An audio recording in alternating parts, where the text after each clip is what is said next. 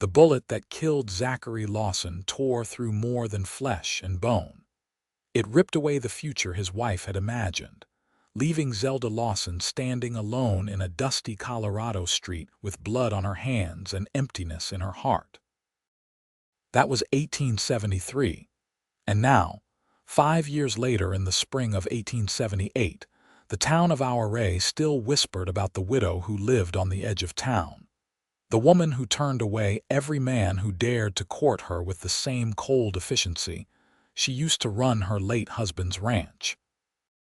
Zelda stood on her porch that April morning, watching the sun paint the San Juan mountains in shades of pink and gold. She was 30 years old, though the lines around her eyes made her look older. Her dark hair, which she kept in a severe bun, had started showing threads of silver. She wore black still, not out of obligation anymore, but because it felt like armor against a world that wanted her to forget, to move on, to become someone's wife again. "Morning, Mrs. Lawson," called out Pete Henderson, her ranch hand, as he led the horses out to pasture. He was a good worker, 60 if he was a day, and one of the few men in Ouray who did not look at her with hunger or pity. "Morning, Pete. Check the fence line on the western pasture today. I saw some loose posts yesterday." "Yes, madam." She went inside to make coffee, her hands moving through the familiar routine. The house was clean but sparse. She had sold most of Zachary's things years ago, keeping only what was necessary. Photographs lined one shelf. Her wedding day, Zachary in his Sunday best, his parents who had both passed before he did. No children smiled from those frames. That had been one of their great sorrows, the babies that never came, though now Zelda thought perhaps it was a mercy. The coffee was still brewing when she heard horses approaching. She looked out the window and saw Mayor William Thornton riding up with another man she did not recognize. Her jaw tightened. The mayor had been trying to marry her off for 3 years now, ever since what he considered a proper mourning period had ended. He brought a new candidate every few months like a cat bringing dead mice to a doorstep. She opened the door before they could knock, standing in the frame with her arms crossed.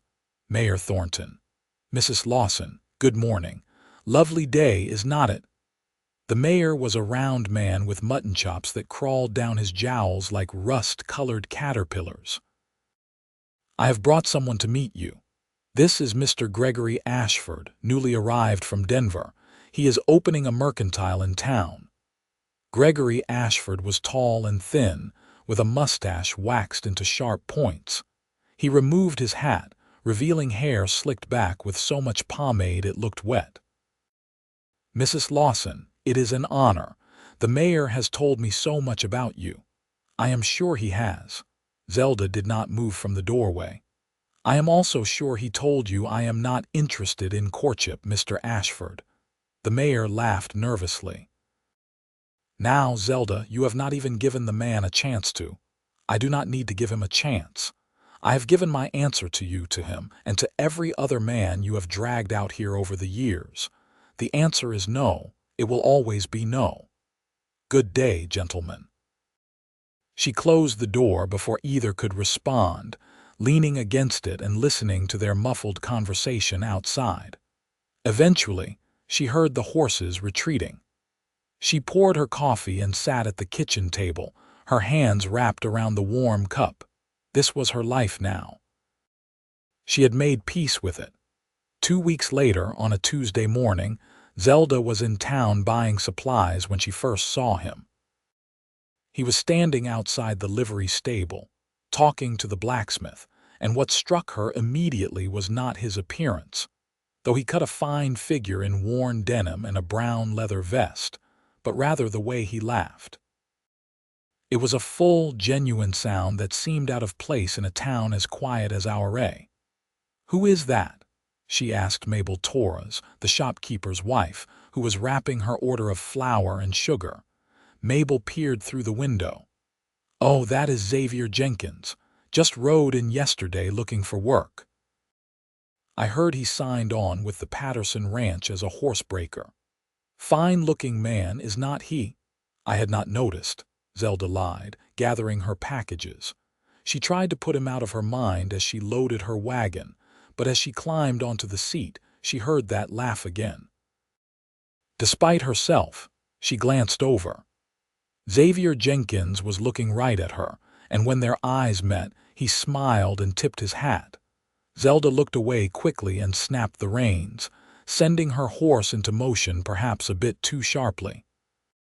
She did not think about him again until Sunday, when she saw him at church.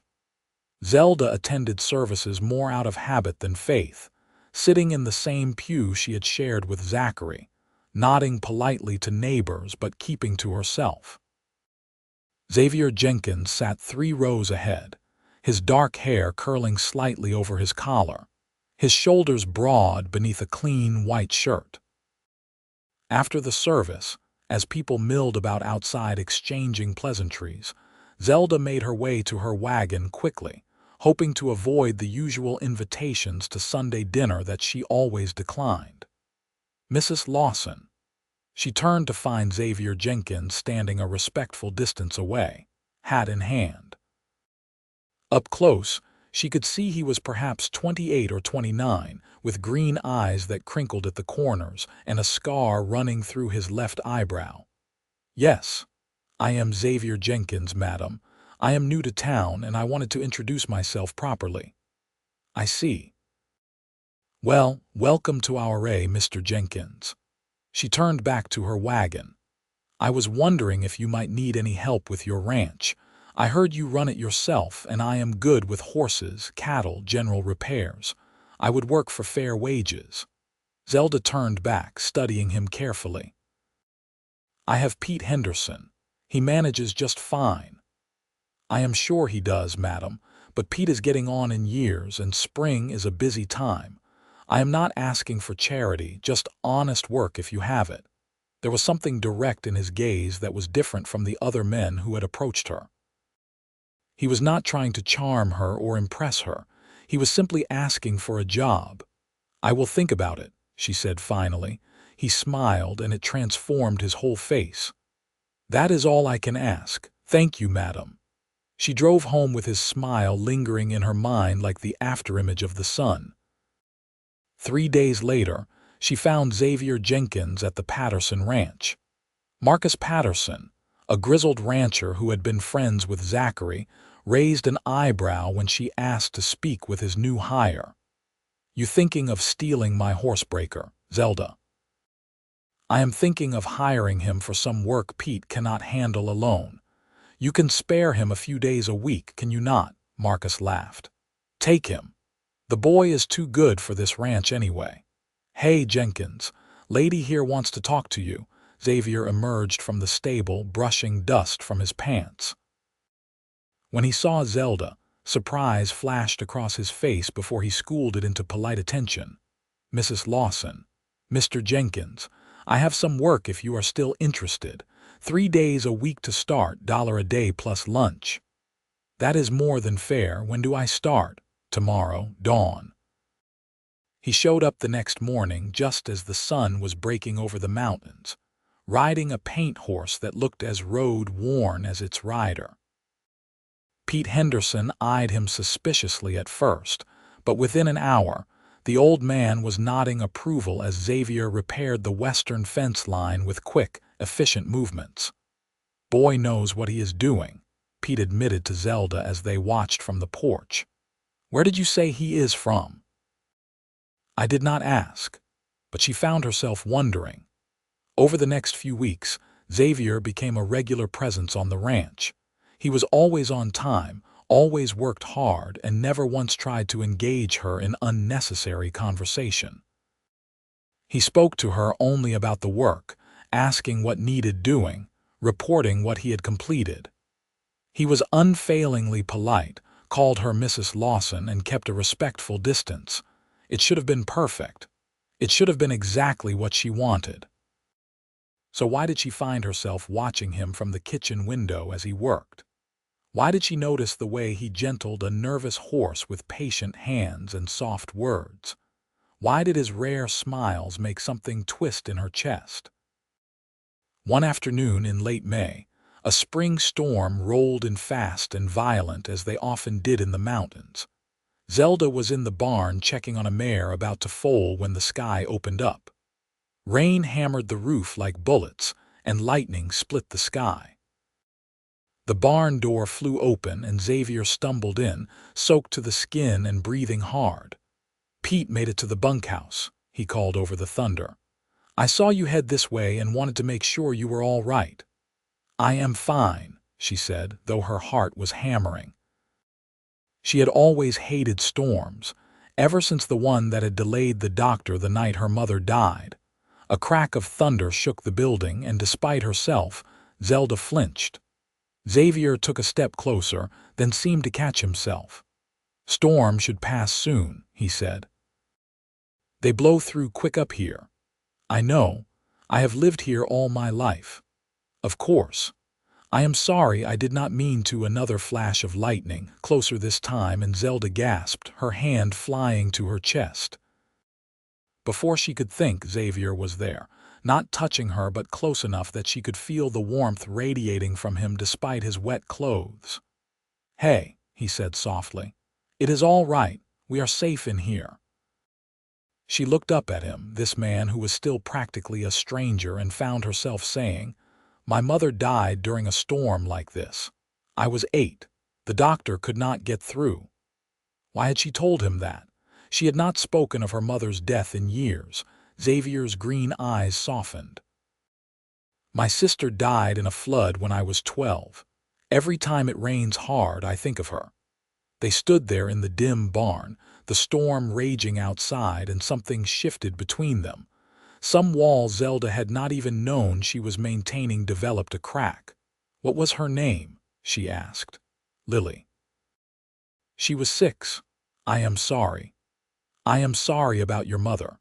The rain continued to fall, but the thunder was moving away now, grumbling off toward the next valley. They stood together in companionable silence until the storm passed. After that day, things changed in small, subtle ways. Xavier still kept his respectful distance, still called her Mrs. Lawson, still only spoke about work. But there were moments, brief, fleeting moments, when their eyes would meet across the yard, and something would pass between them. An understanding. A recognition. Zelda began to look forward to the days he worked at the ranch. She found herself preparing better lunches, though she told herself it was simply being a good employer. She started noticing things about him. The way he sang softly to the horses, old cowboy ballads in a surprisingly good baritone. The way he always thanked her for lunch, even though it was part of his wages. The way he never let Pete carry anything too heavy, always offering to help without making the old man feel useless.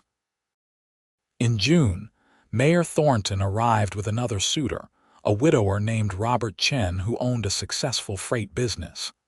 Zelda gave her usual refusal from the doorway, but this time the mayor was more insistent.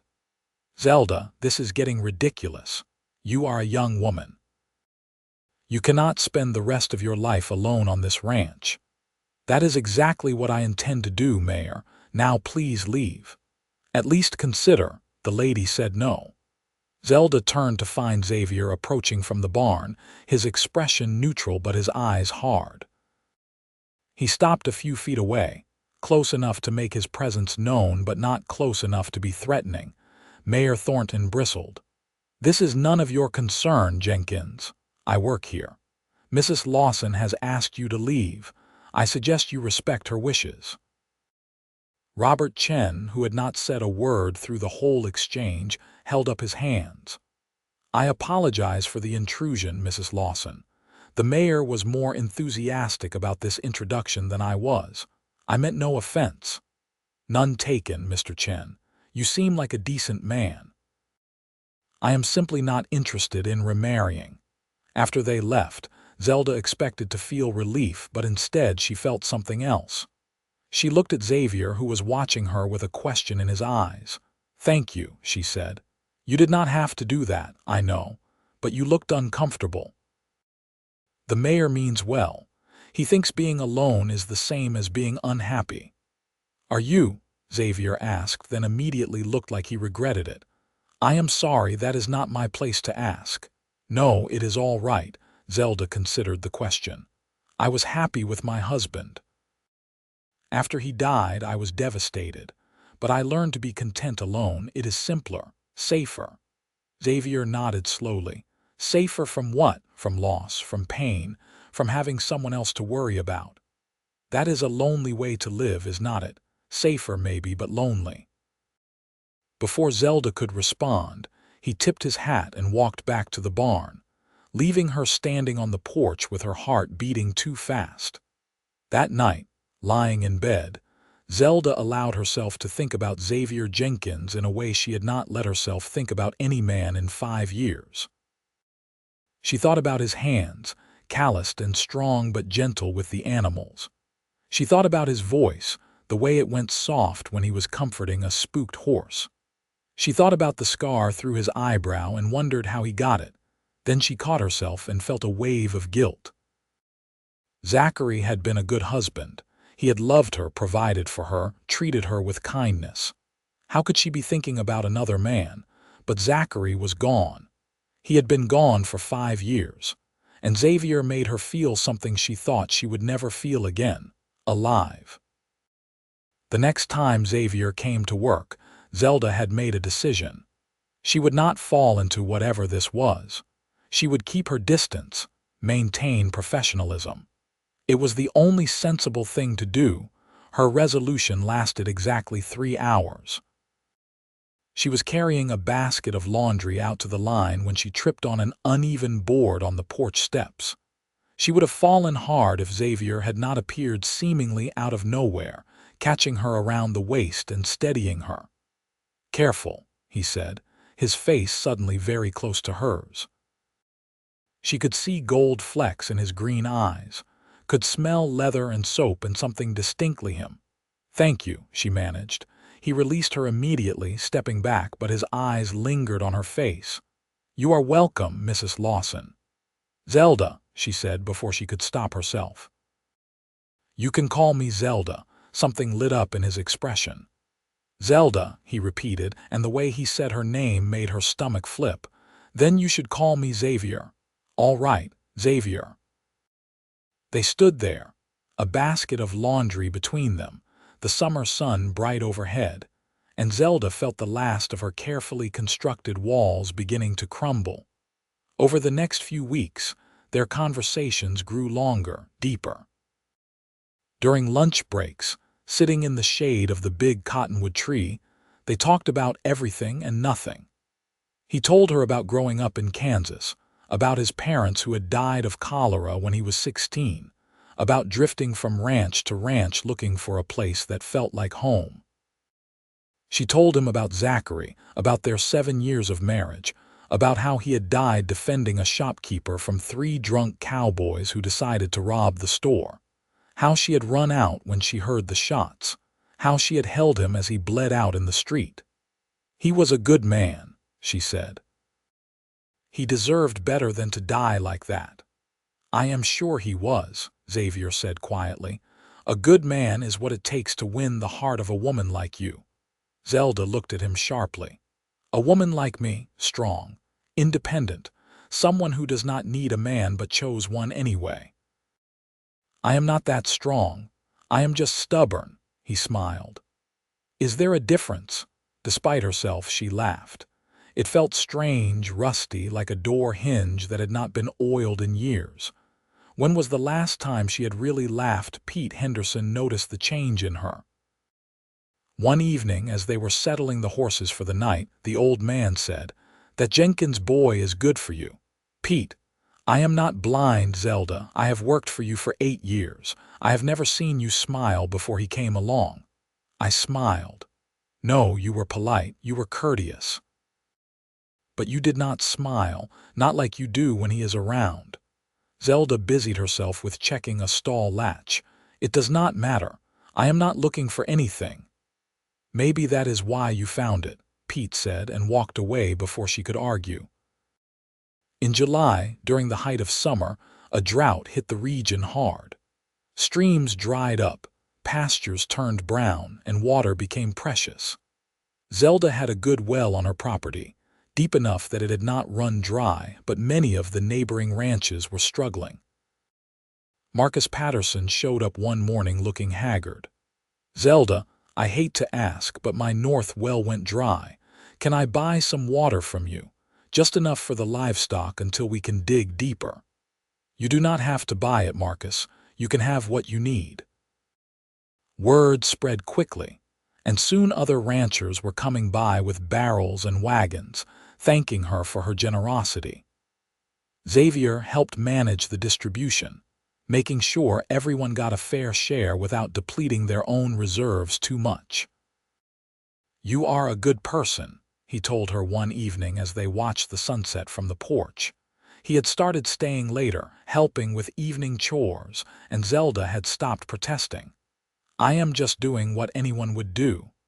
"No, you are doing what you would do." "Not everyone has that kind of heart."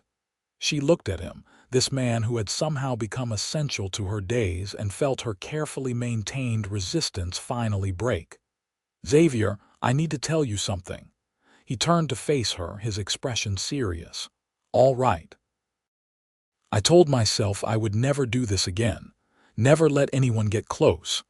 After Zachary died, the pain was so terrible I thought I might die from it. I swore I would never give anyone that power over me again." "I understand," Xavier said softly. "You do not have to, but you have gotten close anyway," she continued. "Somehow, without me even realizing it, you have become important to me, and that terrifies me." Xavier was quiet for a long moment, his green eyes searching her face. "I am terrified too," he admitted. "I have been drifting for 12 years, never staying anywhere long, never letting anyone matter too much. Then I came to our Ray, and I saw you standing in that street, and something inside me said, 'This is where you stop running.' I tried to ignore it. I tried to just work for you and keep my distance. But Zelda, I am failing spectacularly at keeping my distance." "So what do we do?" He reached out slowly, giving her time to pull away, and took her hand. His palm was warm and rough against hers. "We could try being honest. I care about you. I think about you all the time. When I wake up, I look forward to seeing you. When I leave, I count the hours until I come back. I know you were married before, and I know you loved him, and I am not asking you to forget him. But I am asking if maybe, possibly, there could be room in your heart for someone else too." Zelda looked down at their joined hands. For 5 years no man had touched her. For 5 years she had kept herself locked away. But standing here with Xavier, she felt something she had thought was dead. Hope. "I do not know how to do this again," she whispered. "I do not know how to be someone's woman without being afraid every moment that I will lose them." "I do not know how to do it either," Xavier said. "I have never done it at all. But maybe we could figure it out together. No promises, no expectations. Just two people who care about each other, seeing where it goes." She looked up at him, at his honest eyes and hopeful expression, and made a decision that felt like stepping off a cliff. "All right, yes, let us try." His smile was like the sun breaking through clouds. He raised her hand to his lips and kissed her knuckles gently, a gesture so old-fashioned and sweet that Zelda felt tears prick her eyes. "Thank you," he said. "I promise I will do my best not to make you regret this." "You better not," she said, but she was smiling. The town noticed the change immediately. When Zelda rode into our Ray with Xavier at her side, sitting tall on his paint horse, the whispers started. The widow had finally chosen someone. And of course, it was not any of the respectable businessmen the mayor had paraded through. It was a drifter, a cowboy with nothing to his name but his horse and his skills. Mayor Thornton cornered her at the general store. "Zelda, I hope you know what you are doing. This man, he has no property, no family, no ties to this community. Neither did I when I married Zachary," she pointed out. I was a miner's daughter with nothing but the clothes on my back. Zachary married me anyway. That was different. How? The mayor sputtered but could not come up with an answer. Zelda paid for her purchases and left him standing there. Not everyone was skeptical. Mabel Torres pulled her aside with a knowing smile.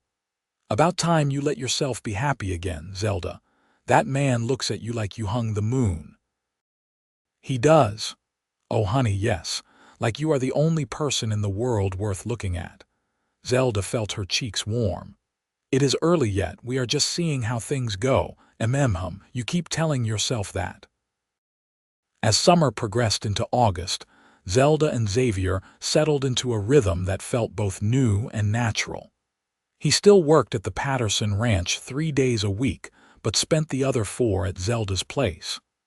They worked side by side during the day, and in the evenings, they sat on the porch and talked. Sometimes he played a harmonica he carried in his vest pocket, old melancholy tunes that made her heart ache in a good way. He did not push her. He did not try to kiss her or pressure her into anything more than she was ready for. He just existed in her space, patient and steady, until she began to realize she wanted more. It was a September evening, the air finally cooling after the brutal summer heat, when she made her move. They were on the porch, as usual, watching the stars come out. Xavier was playing his harmonica, a slow, sweet melody. Xavier, he lowered the harmonica. Yes. Will you kiss me? In the starlight, she saw his eyes widen. Are you sure? Instead of answering, she leaned in and pressed her lips to his. For a moment, he was frozen with surprise. Then his hand came up to cup her cheek, and he kissed her back with a gentleness that made her heart ache. His lips were soft, his touch careful, like she was something precious that might break. When they finally pulled apart, both breathing a little harder, Xavier rested his forehead against hers. I have wanted to do that since the first time I saw you, he admitted. Really.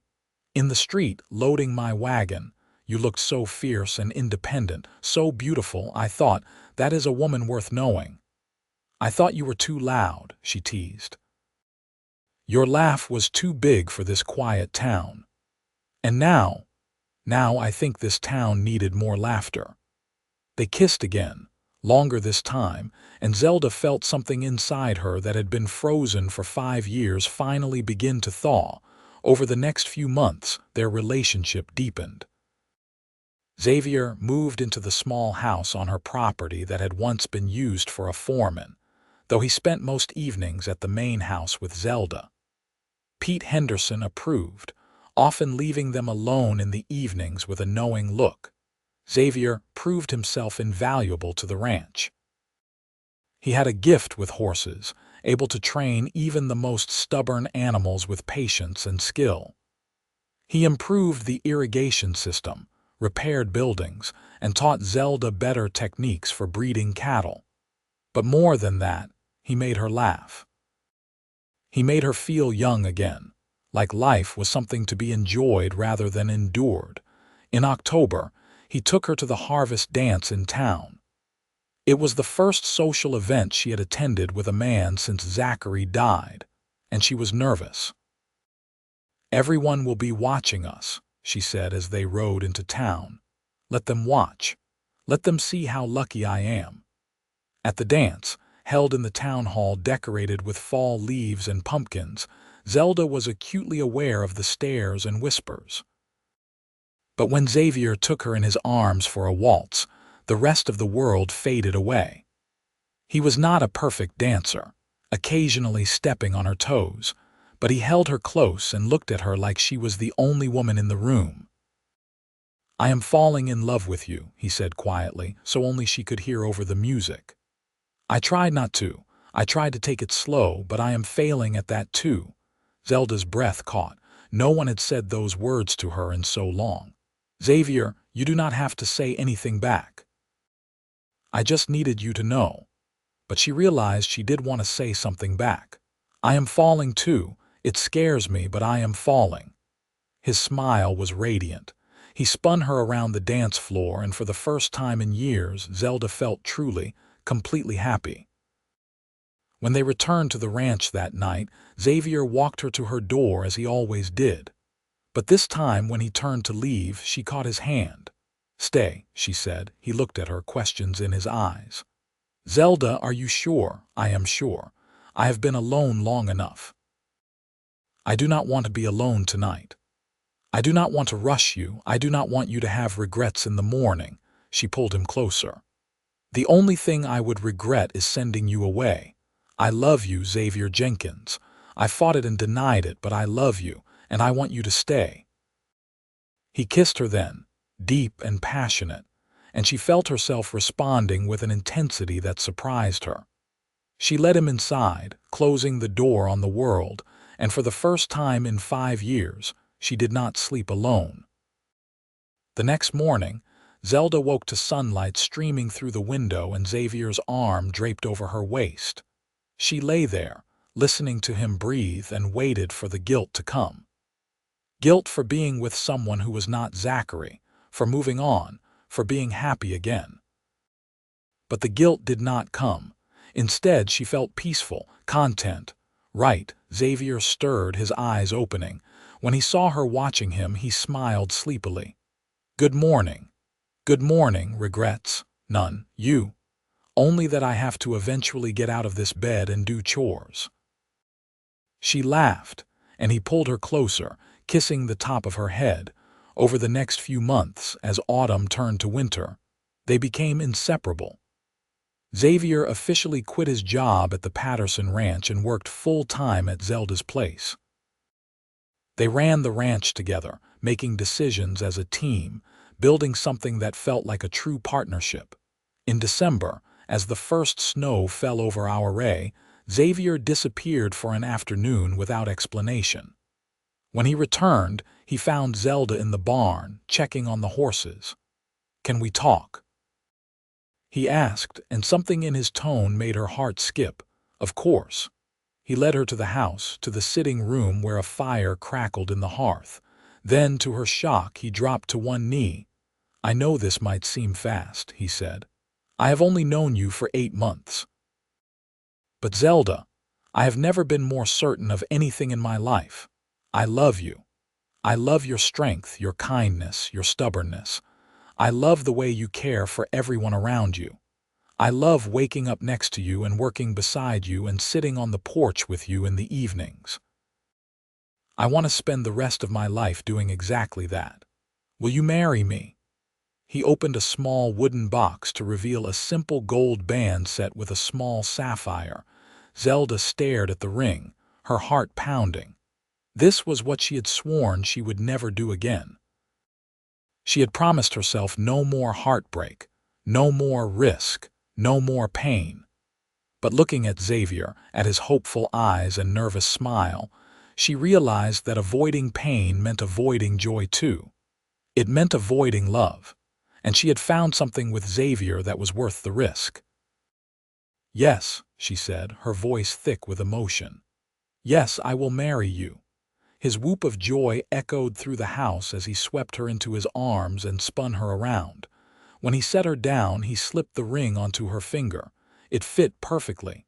"How did you know my size?" "I asked Mabel Torres to help me. She had you try on gloves at the store a few weeks ago, remember? She measured then." "You have been planning this since October," he admitted. "I have been carrying that ring around for weeks, waiting for the right moment." She kissed him, pouring all her love and gratitude and hope into it. They married in January of 1879, a small ceremony in the Our Ray Church with Pete Henderson, Marcus Patterson, and a handful of friends in attendance. Zelda wore a blue dress instead of white, a practical choice for a second marriage, but Xavier looked at her like she was wearing the finest silk.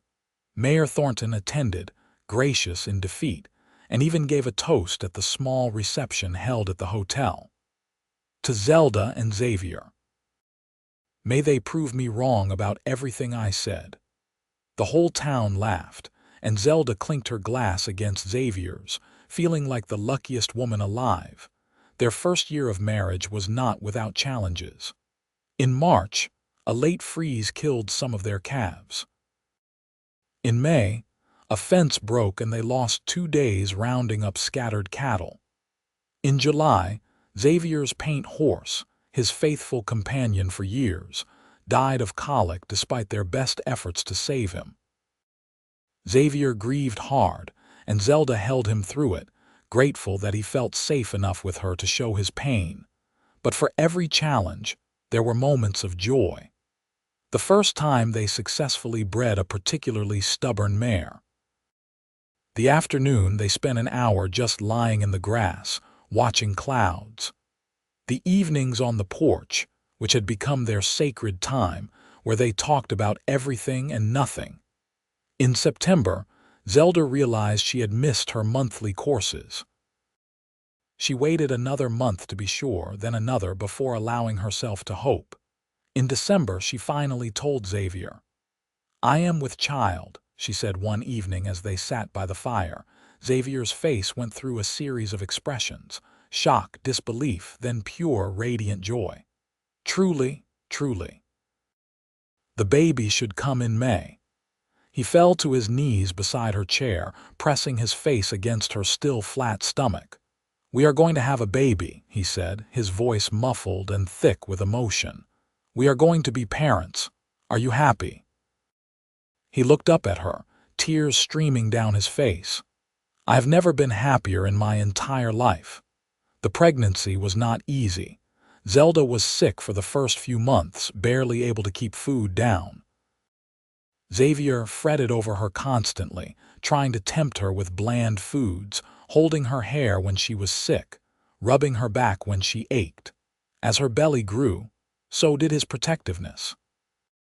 He would not let her lift anything heavy, would not let her work too hard, followed her around like a worried shadow. "Xavier, I am pregnant, not made of glass," she protested when he tried to stop her from mucking out a stall. "I know, but what if something happens? What if you fall or get kicked or... Then you will be there to catch me, just like you have been since the day we met." He relaxed slightly but still watched her like a hawk. In late April, as the snow melted and the mountains turned green, Zelda went into labor. It was long and difficult, lasting nearly 20 hours. Xavier stayed by her side the entire time, letting her squeeze his hand until she thought she might break his fingers, wiping her forehead with cool cloths, whispering encouragement. When their son finally arrived, squalling and red-faced, Xavier wept openly. "A boy," Dr. Morrison announced, placing the baby in Zelda's arms. "Healthy lungs on him, that is for certain." Zelda looked down at her son, this tiny perfect person she and Xavier had made together, and felt her heart expand in ways she had not known were possible. "What should we name him?" Xavier asked, gently touching the baby's tiny hand. Zelda had thought about this. "What about Zachary?" "After my first husband," Xavier looked surprised, then thoughtful. "Are you sure? Zachary was a good man. He would have wanted children. I think he would be happy knowing a part of him lives on, even if only in name." "Then Zachary it is," Xavier agreed. "Zachary Jenkins." Little Zachary was a blessing and a terror in equal measure. He cried through the night for the first 2 months, leaving both Zelda and Xavier exhausted and short-tempered. But when he finally smiled for the first time, a gummy, joyful expression that lit up his whole face, they both agreed it was worth every sleepless night. As Zachary grew, he proved to be a handful. He was walking by 9 months, running by 10, and climbing everything by his first birthday. Xavier baby-proofed the house as best he could, but their son found danger in places they never expected. "He takes after you," Zelda said one afternoon after stopping Zachary from trying to pet a very patient but clearly annoyed bull. "He takes after both of us," Xavier countered. "He has your stubbornness." Despite the exhaustion and the constant vigilance required to keep a toddler alive, Zelda had never been happier. Her house, once so quiet and empty, was now filled with laughter and crying and the patter of small feet. Xavier was a wonderful father, patient and playful, teaching their son about horses and cattle even though Zachary was far too young to understand. Pete Henderson, now in his late 60s, doted on the boy. "Never thought I would see the day," he told Zelda. "You with a husband and a baby." "Life is strange sometimes." "Strange but good," she agreed. When Zachary was 2, Zelda discovered she was pregnant again. This time the pregnancy was easier, perhaps because she knew what to expect. Their daughter, Emma, was born in the spring of 1882. A calm, peaceful baby who seemed content to simply observe the world around her. With 2 children under 3, the ranch became even more chaotic. Xavier hired additional help, 2 young cowboys who took over most of the daily work while he and Zelda focused on the children. Money was not plentiful, but they managed, making do with what they had. Zachary adored his baby sister, though his help was sometimes more hindrance than assistance. He wanted to feed her, dress her, carry her around. Xavier had to constantly remind him that Emma was not a doll. "Gentle, son. Babies are fragile." "I am gentle, Papa." As the children grew, so did the ranch. They acquired more land, bred better horses, built a reputation for quality stock. Other ranchers came to them for advice, for breeding stock, for help with difficult animals. Xavier's skills combined with Zelda's business sense made them formidable. In 1884, when Zachary was 4 and Emma was 2, Zelda found herself pregnant once more. This time, she gave birth to twin boys, Daniel and David. Xavier fainted when Dr. Morrison announced twins, dropping to the floor like a sack of flour. "First time I have ever seen that," the doctor said cheerfully as he helped Xavier up. "You have 4 children now, Jenkins. Better get used to being overwhelmed." 4 children meant chaos. The house was never clean, never quiet, never calm. There were always diapers to change, meals to prepare, fights to break up, tears to dry, scraped knees to bandage. But there was also laughter. So much laughter. Xavier taught the children cowboy songs, and they sang together in the evenings. Zelda read them stories by the fire. They played games, celebrated holidays with homemade decorations, created traditions. On their 5th wedding anniversary, after finally getting all 4 children to sleep, Zelda and Xavier collapsed on the porch, their sacred space. "Are you happy?" he asked, the same question he had asked 5 years ago. "Exhausted," she said. "But yes, so happy. Even with all the chaos." "Especially with all the chaos. You gave me back my life, Xavier. Before you, I was just existing, going through the motions. But you made me live again." He took her hand, the gesture as natural now as breathing. "You saved me too. I was drifting, lost, looking for something I could not name. Then I found you and I found home."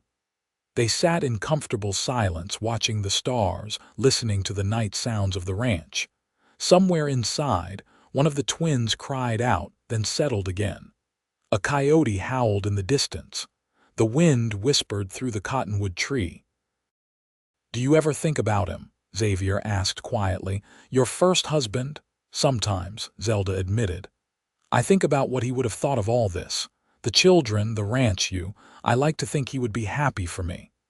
I am sure he would be. Anyone who loved you would want you to be happy."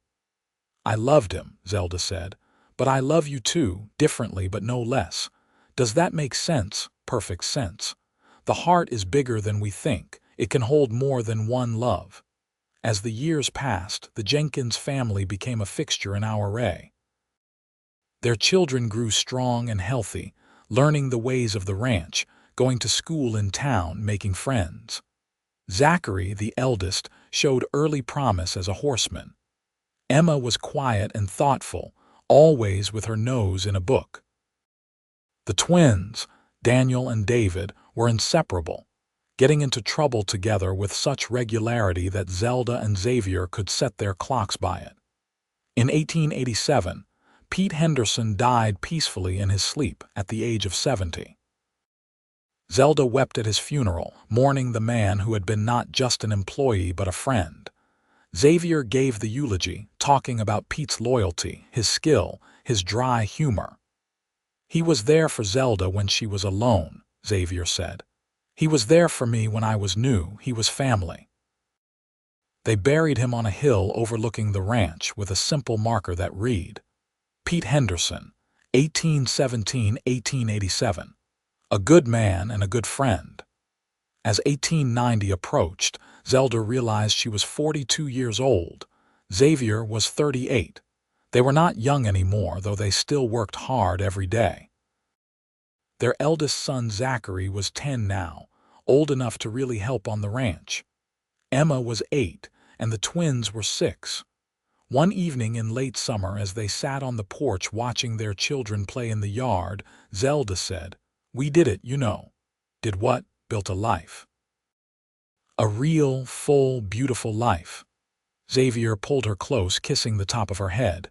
"We did, and it is not over yet. No, but we have made it through the hard parts, the grief, the loss, the fear. We came out the other side. Together," Xavier added. "That is the important part." She looked up at him, at the face she loved more with each passing year, and felt a surge of gratitude so strong it almost hurt. "I almost let fear win, you know. I almost sent you away that first day when you asked for work. What changed your mind? Your eyes. They were kind." "I had forgotten what kind eyes looked like." "Your eyes were sad," Xavier said. "I wanted to make them happy again." "Did you succeed?" He looked at her, really looked, and smiled. "What do you think?" She smiled back, a full, genuine, joyful smile. "I think you did." Their children grew. Zachary became a skilled horseman, just as his father had been. At 16, he was already helping with the most difficult animals, earning respect from the other ranchers. Emma discovered a love for teaching and began helping at the school in town. The twins, true to form, wanted to be lawmen, fascinated by stories of sheriffs and marshals. In 1895, when Zelda was 47 and Xavier was 43, their eldest son Zachary fell in love with a girl named Margaret, the daughter of a neighboring rancher. Xavier pulled his son aside for a serious talk. "Do you love her?" "Yes, sir, more than anything." "Does she love you?" "She says she does." "Then marry her, son. Life is too short to waste time. When you find the right person, you hold on tight and do not let go." Zachary and Margaret married that fall in a ceremony that reminded Zelda of her own wedding to Xavier. Watching her son pledge his life to another person, she felt the circle completing. She had loved and lost and loved again. Now her son was beginning his own journey. 2 years later, in 1897, Emma announced she was going to Denver to attend the new teachers' college there. It was the first time any of their children would be leaving our Ray, and Zelda struggled with letting her go. "She will be fine," Xavier assured her. "She is smart and capable. We raised her well, I know, but she is my baby girl. She will always be your baby girl, even when she is 50. Emma excelled in Denver, sending letters home full of excitement about her studies. The twins, now 13, were still set on becoming lawmen, though Xavier insisted they finish school first. In 1900, as the new century dawned, Zelda and Xavier sat on their porch, a habit they had maintained for 22 years. They were in their 50s now, their hair graying, their bodies bearing the marks of decades of hard work, but they were healthy and happy and together. 22 years, Zelda said. "Since you first rode into town, best decision I ever made stopping in our Ray. You were looking for work. You got much more than you bargained for." "I got everything I never knew I needed," Xavier said. "A home, a family, a purpose. You."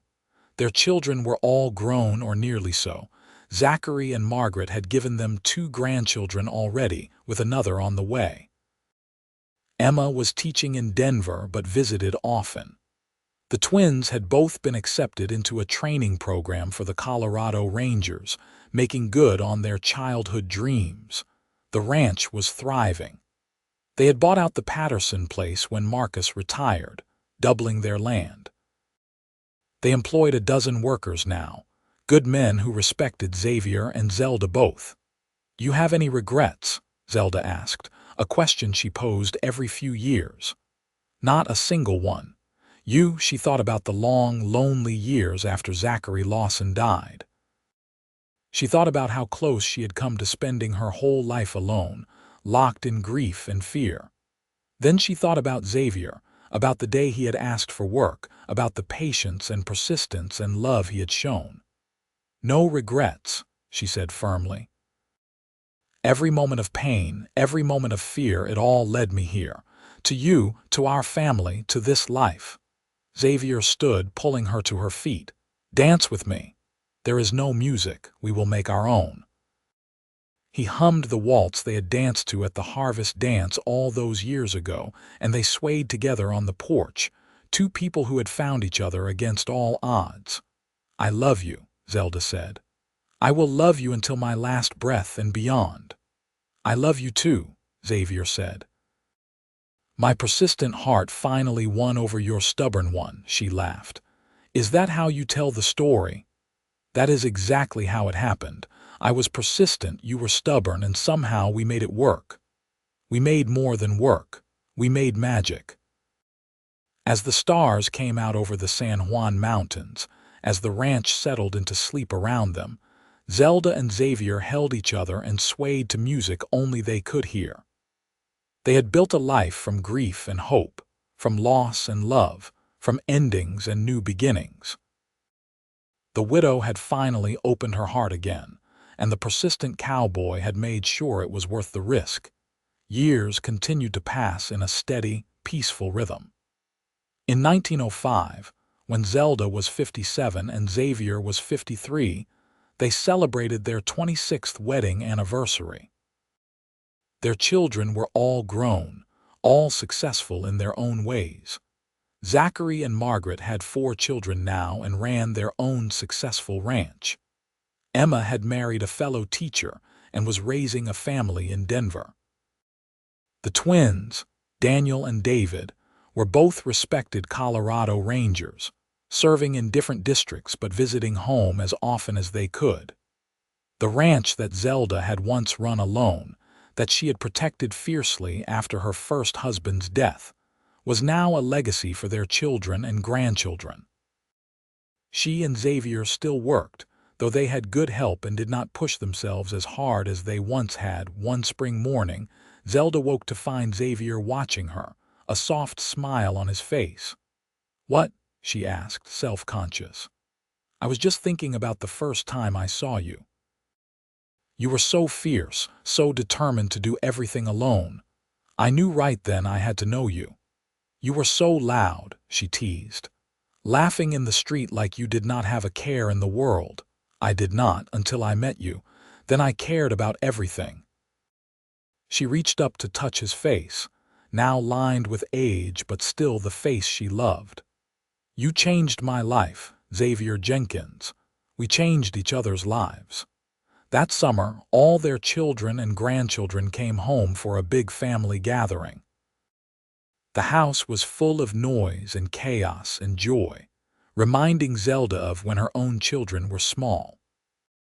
She watched Xavier teaching his grandchildren the same songs he had taught their parents, watched him gentle a nervous horse for his eldest grandson, watched him laugh with his sons and embrace his daughter. This was the life she had almost refused. If she had stayed locked in her grief, if she had kept pushing Xavier away, none of this would exist. These children would never have been born. This joy would never have been felt. That night, after everyone had gone to bed, she found Xavier on the porch. Of course he was on the porch. It was their place, their sanctuary. "Quite a day," he said as she settled beside him. "Exhausting," she agreed, "but wonderful. They are all doing so well. We raised good children. We did. She took his hand, their fingers intertwining automatically after decades of the gesture. Xavier, I need to tell you something. He turned to her, concerned. What is it? I was thinking today about all the men who courted me after Zachary died. The businessmen, the ranchers, all the respectable, established men. Mayor Thornton thought I was crazy for turning them down. I remember. But you were the right choice. Not because of the ranch or the children or any of it. You were right because you understood loss. You understood grief. You never asked me to forget Zachary. You just asked me to make room for you too. You made room for me, Xavier said softly. And I made room for him. For the man who loved you first. He is part of your story, and that makes him part of mine too. Tears slipped down Zelda's cheeks. I wish I could have told my younger self, the one standing in the street 5 years after he died, that it was going to be all right. That she would love again, that she would be happy again. She would not have believed you. No, she had to learn it for herself. They sat together as the stars came out, as they had done for nearly 3 decades, and Zelda thought about the journey that had brought them here. The pain and the healing, the resistance and the surrender, the fear and the love. You think we will have many more years like this? She asked. I plan to, Xavier said firmly. I plan to sit on this porch with you for at least another 30 years, maybe more. You always were persistent. It worked once. Why change now? She laughed, and the sound echoed across the quiet ranch, a sound of pure joy. In 1910, they celebrated their 31st wedding anniversary. Zelda was 62, Xavier was 58, and they were still working the ranch, though at a slower pace. They had 10 grandchildren now, with more on the way. Emma's oldest son had just been accepted to university in Boston, the first in the family to go so far from home. Our legacy is spreading, Xavier said proudly. Colorado, Boston, who knows where else? As long as they remember where they came from, Zelda said. How could they forget? You and I will make sure of it. That fall, Zelda got sick with pneumonia. For 2 terrifying weeks, Xavier barely left her side, sitting vigil as Dr. Morrison, now elderly himself, did everything he could. She is strong, the doctor said, but she is not young anymore. It could go either way. Xavier held her hand, talked to her even when she was unconscious, told her stories of their life together. Remember the first time I kissed you, he said. On the porch during that summer storm. I was so nervous my hands were shaking, but you looked at me like I was the bravest man in the world. Zelda's eyes fluttered open. You are, she whispered, her voice hoarse, the bravest and the best. Do not talk, save your strength. I am not going anywhere, she said. We have 30 more years on that porch, remember? You promised. He laughed through his tears. I did promise, did not I? You did. And you always keep your promises. She recovered slowly, frustrating herself with how weak she felt. But Xavier was patient, helping her build her strength back, walking with her a little farther each day. I am like an old horse being broken again, she complained. You were never broken, he said. Just a little under the weather. By spring, she was back to her old self, though she tired more easily. They hired more help for the ranch, accepting that they could not do everything they once did. It was hard, letting go of control, but necessary.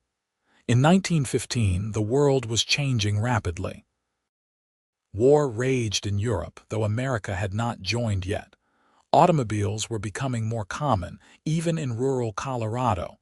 Electricity was coming to our area, slowly but surely.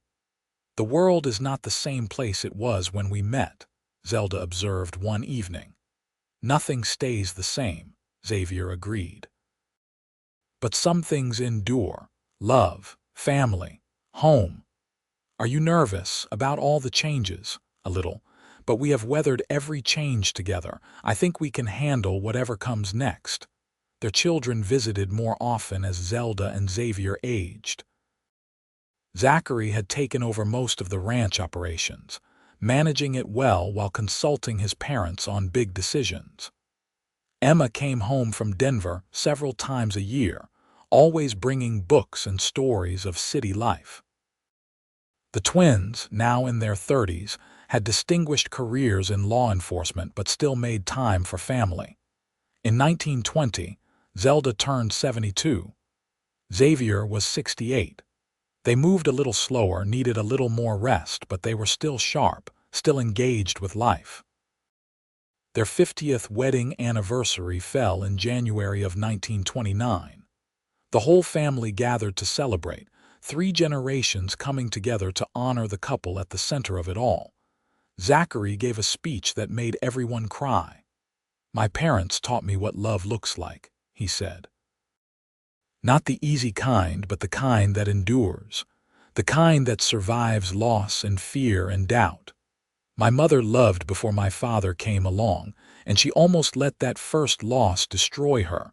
But my father was persistent. He saw something in her worth fighting for, worth waiting for. And together, they built this family, this legacy. We are all here because one persistent cowboy refused to give up on a stubborn widow." Everyone laughed and cried, and Xavier and Zelda sat at the head of the table, holding hands, surrounded by children and grandchildren and even a few great-grandchildren now. 50 years, Zelda said to Xavier later when they were finally alone. "Half a century." "Best 50 years of my life," he said. "Mine too. Both halves of my life have been full of love. Not everyone can say that. You deserved it. You deserve every happiness." She kissed him, a soft, sweet kiss that held 50 years of partnership and love. "Thank you for being persistent. Thank you for finally giving in." They laughed together, the sound filling their home, and Zelda thought about how far they had come. From the widow who refused all suitors to a woman surrounded by love. From the persistent cowboy with nothing but a horse to a man with a legacy that would endure for generations. The following years were gentle. They spent their days on the ranch they loved, surrounded by family.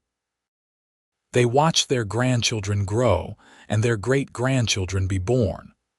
They sat on their porch every evening, weather permitting, watching the sun set over the mountains. In the spring of 1935, when Zelda was 87 and Xavier was 83, they sat on that porch one last time together. Zelda had been feeling weak for weeks, and they both knew her time was growing short. "I am not afraid," she told Xavier. "I have lived a full life.